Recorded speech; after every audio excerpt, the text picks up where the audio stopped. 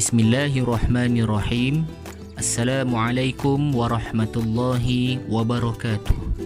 InsyaAllah pada hari ini kita akan sambung pelajaran kita di bawah tajuk Al-Majaz wal-Mursal. Bahagian yang kedua.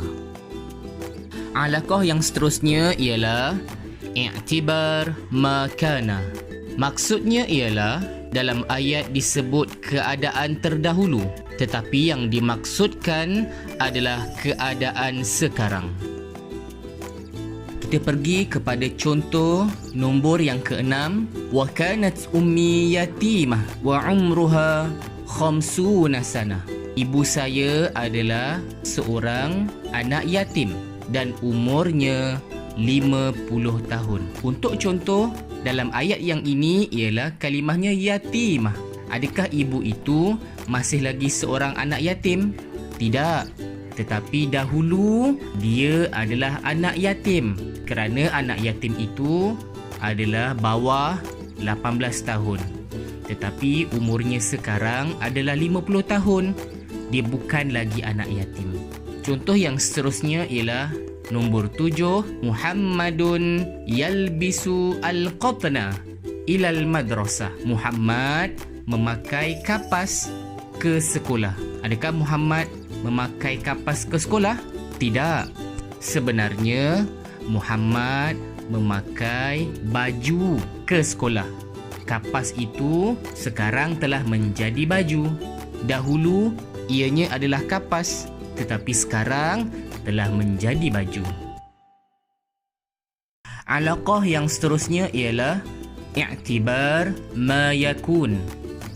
Maksudnya ialah dalam ayat disebut keadaan masa depan, tetapi yang dimaksudkan adalah keadaan sekarang.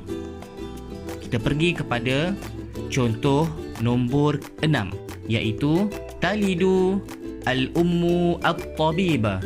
Ibu melahirkan seorang doktor lelaki.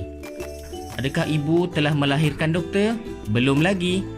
Tetapi nak beritahu bahawa ibu mengandungkan seorang anak lelaki.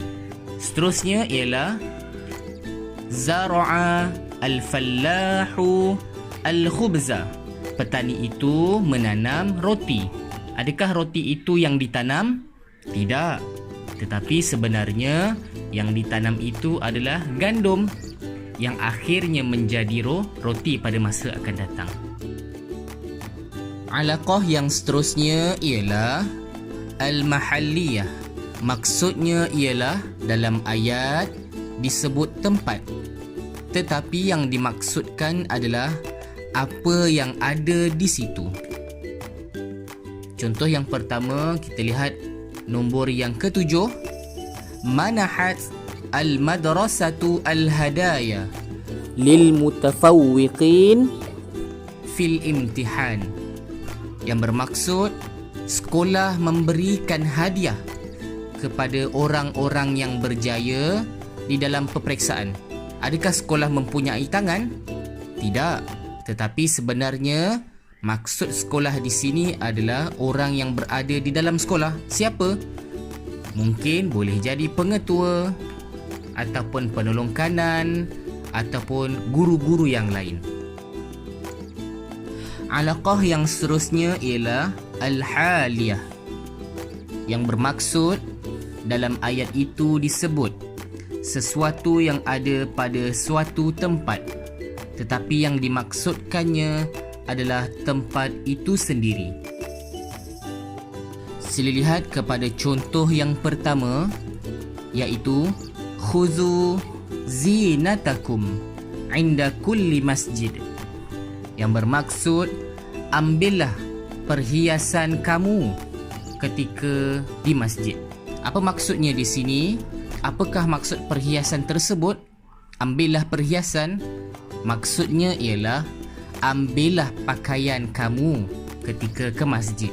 Contoh yang seterusnya ialah innal abrara lafi na'im.